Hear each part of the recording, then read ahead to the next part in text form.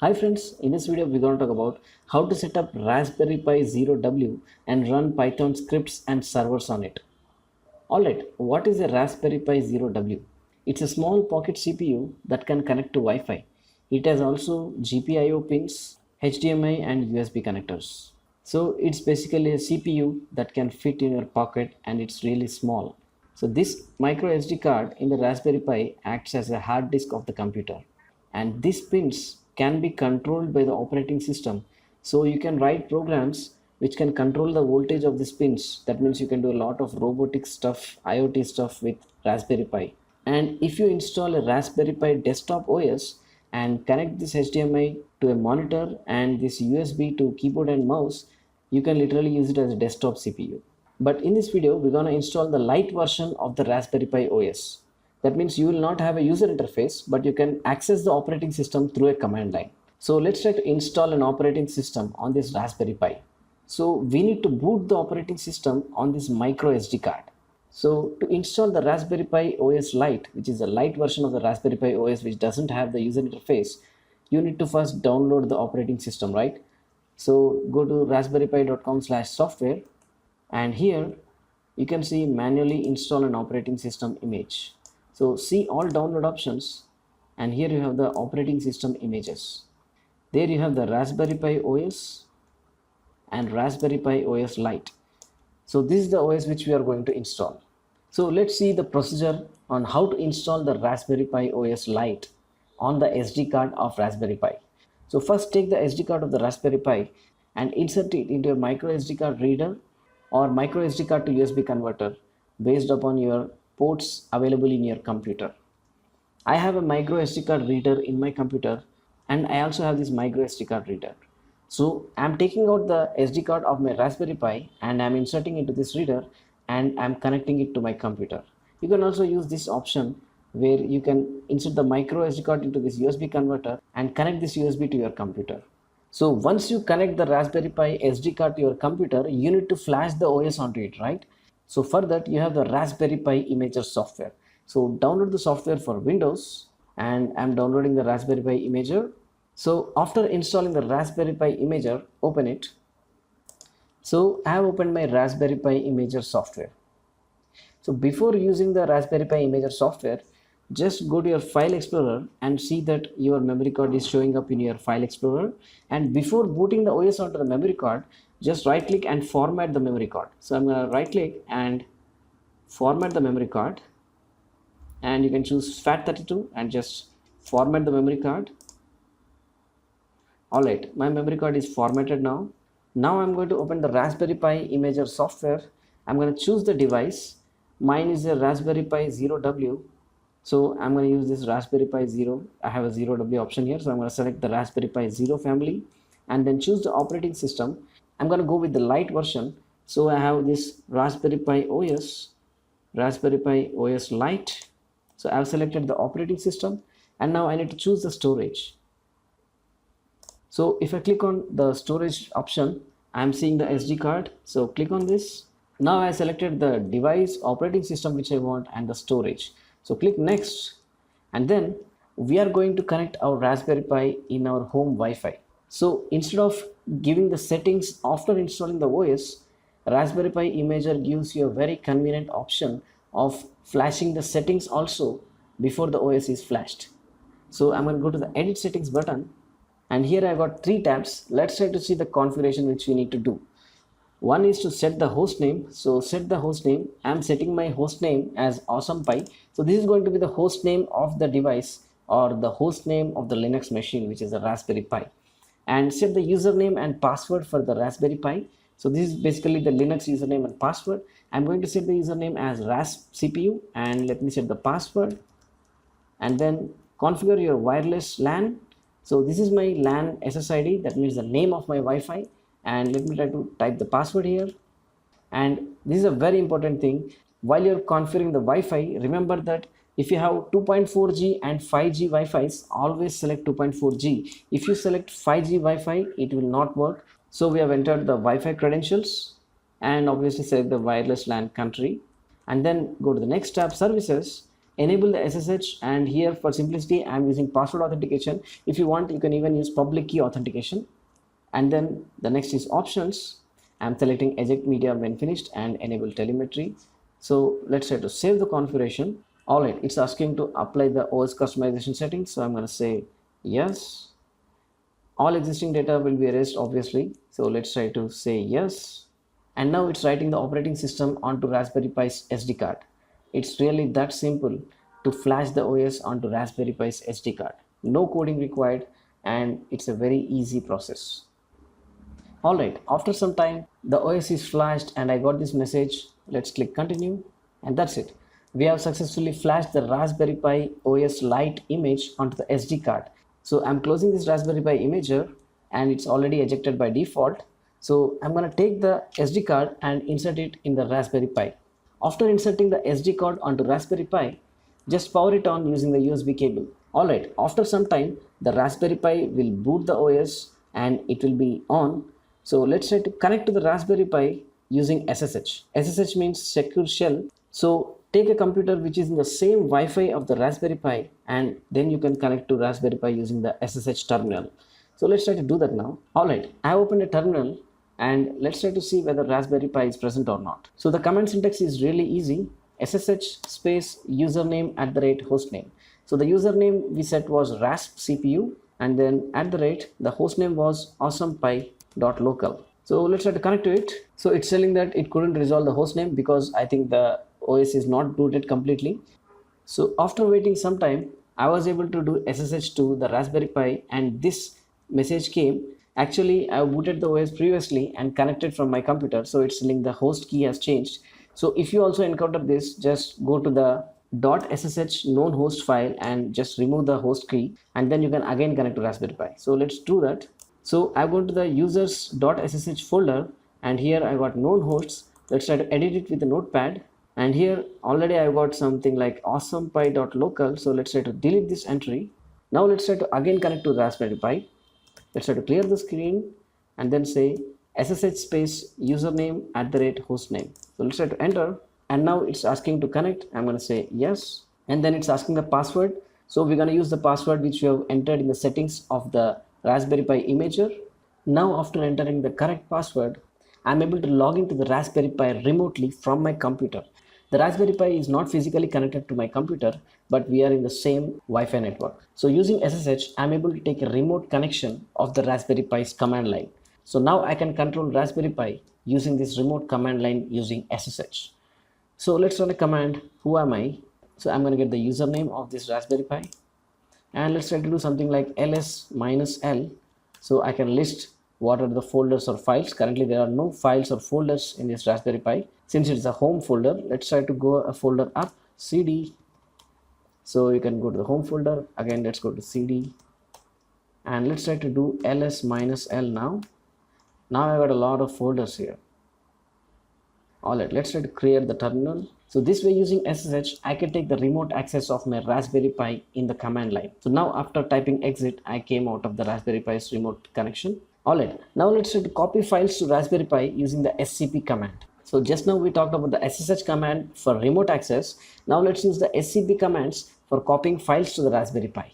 Alright, I have a folder in my computer, C users James downloads, and in that I have a file report-icon.png. Let's try to move this icon from my computer to the Raspberry Pi's home folder. So I'm in my computer's terminal. Now let's try to use the scp command. So I'm going to write scp space the source file. So the path of the source file is C users James downloads report-icon.png. So scp space the source path space the connection string of the Raspberry Pi, which is username @hostname. So the username is raspcpu, @hostname is awesomepi.local, and now give a colon and write the destination path. Suppose I want to copy this file as something like image.png.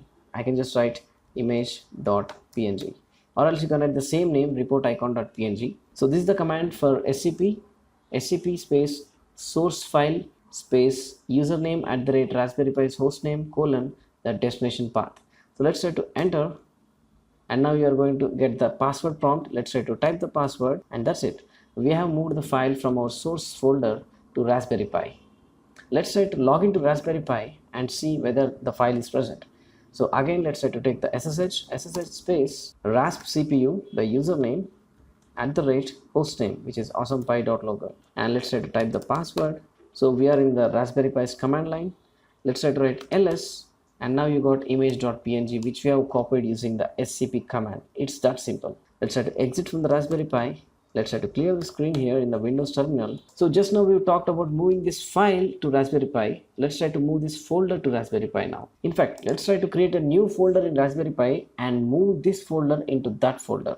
So again, let's try to log into Raspberry Pi. Now we are in the Raspberry Pi, ls, there is only one file. Let's try to create a folder. So I'm going to write mkdir, make directory. Let's try to create a folder something like new folder. Let's try to do ls, and you got a folder called new folder. Now let's try to move the source folder inside this destination folder. So let's try to exit from Raspberry Pi. Let's try to clear the screen, and now let's try to use the scp command again. Scp space c users james downloads, folder name was data, now space the username of Raspberry Pi at the rate hostname of Raspberry Pi colon the destination path. So I want to move the source folder into another folder, and the name of the folder was new folder. So now let's try to do this. Alright, the data is not a regular file, obviously, so you need to use the scp-r command, and it's going to ask the password. Now the two files inside this data folder are moved into this new folder. So inside the source folder I have these two files, nodes and test data. So these two are moved into Raspberry Pi. Let's try to log into Raspberry Pi and see whether the files are present. So again, I'm going to do SSH, and I'm logged in. Let's try to use ls, and there is a folder called new folder. Let's go into that folder, cd new folder, and let's try to do ls here. And inside the new folder, we have our source folder called data. Let's try to go into the data folder, cd data, and now let's try to do ls, and you got your two files. So we have successfully moved the source folder into the destination folder.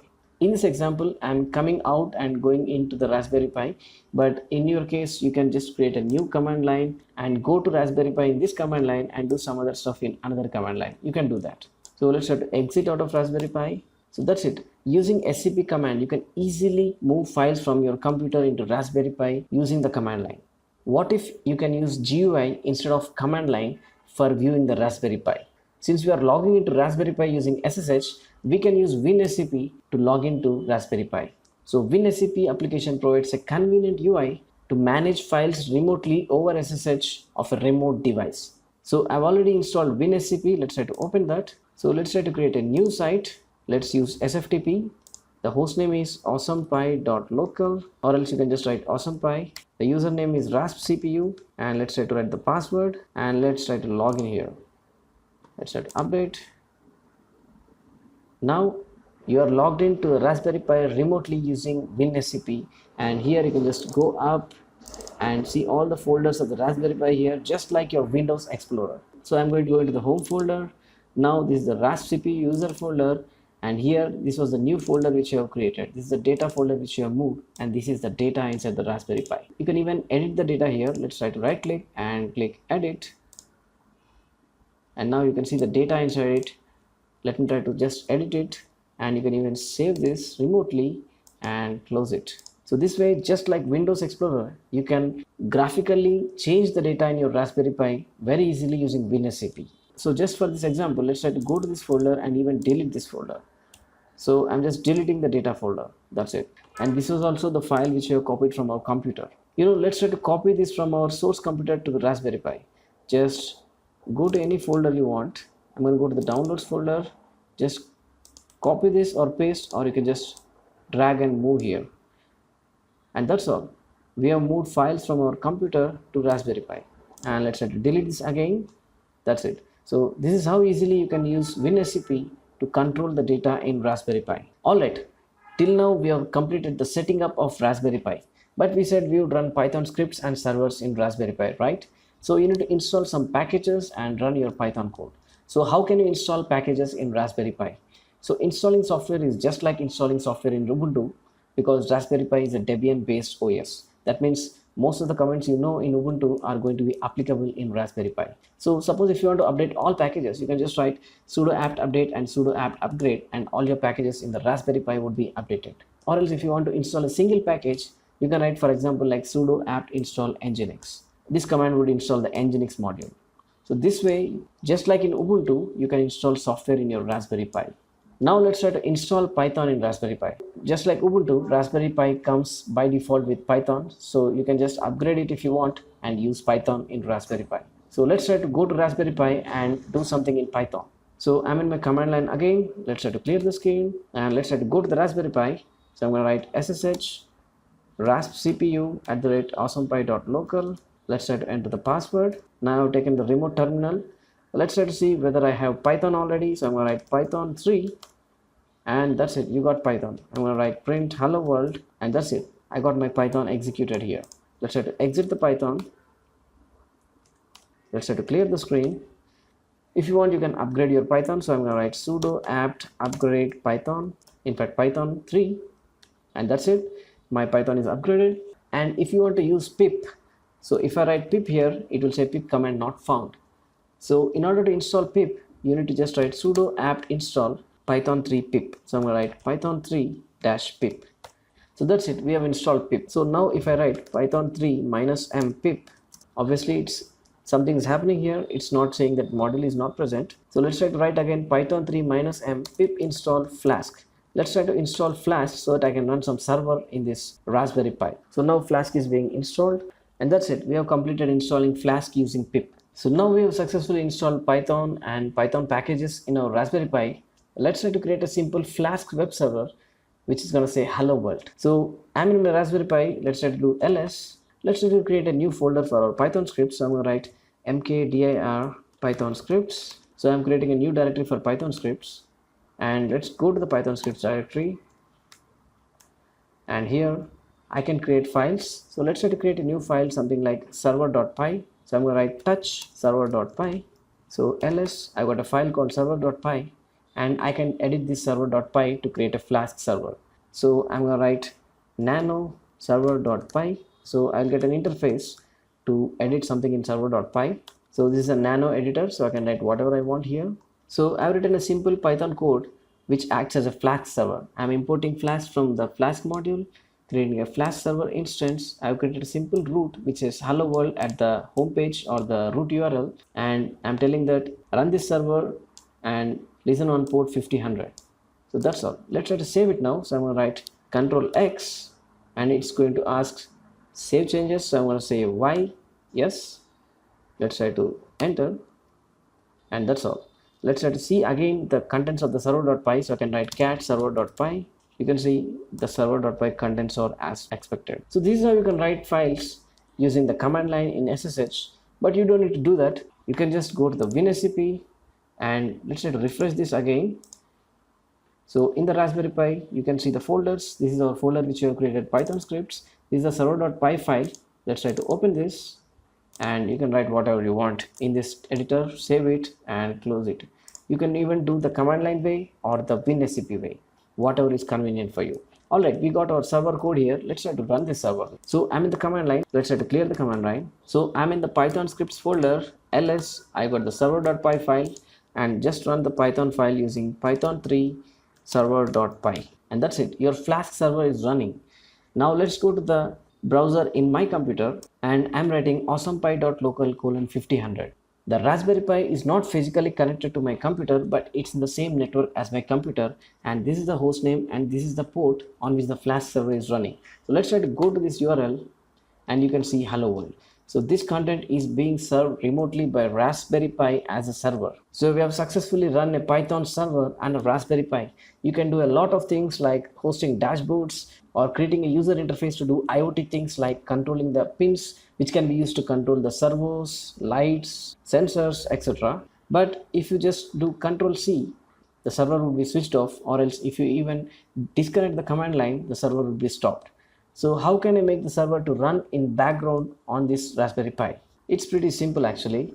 So let's try to clear the command line. So let's see this command here. So I'm writing nohub python 3 server.py, and I'm redirecting the command line output to null, and you are even routing the standard error also into null. That means you don't have the standard error output also, and the and at the end will make the command run in background.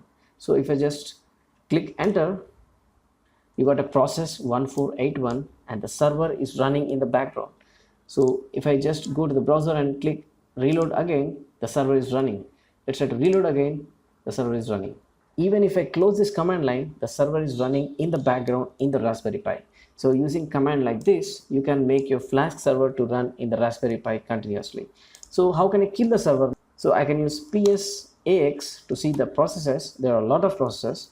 So let's try to filter our process. So psax pipe it to grep, and I'm going to search for server.py. I've got a process here, python3 server.py. The process is 1481, and let's try to kill this process. So I'm going to write kill 1481, and that's it. The process should be killed now. Let's try to search again, psax grep server.py, and that's it. The server is not running. Let's go to the browser and reload again. The server is killed here. Let's try to clear the screen, and let's try to run the command again, no hub python3 server.py, and redirect the outputs to null, and then run it in the background using and. Let's try to enter the command again. A process is created. Let's try to reload here, and you got your server. And again, let's try to kill the process. So I'm going to write psax pipe it to grep server.py. I got the process as 1494. Let's try to kill 1494, and that's it. The server is killed now. So this way, using no hub and you can run your Python server in the background in Raspberry Pi. Alright, let's try to cover another topic, which is running periodic scripts in Raspberry Pi using cron. It's like a task scheduler in Windows. Suppose you want your Raspberry Pi to run periodic scripts automatically at some location. Suppose you keep your Raspberry Pi powered on somewhere and you want it to send temperature using the temperature sensor to you regularly every 5 minutes. So how can you schedule that job? You can use cron jobs to do that. So the cron job syntax is pretty simple. You have 5 characters separated by a space and the command. So these 5 characters represent minute, hour, day of the month, day of the week. Star means all the valid values. But here in the minutes, I have kept star/5. That means for every 5 minutes, it will be applicable. So in short, this script will run every 5 minutes. Now let's see this. Here I am forcing it to be 20 and 18.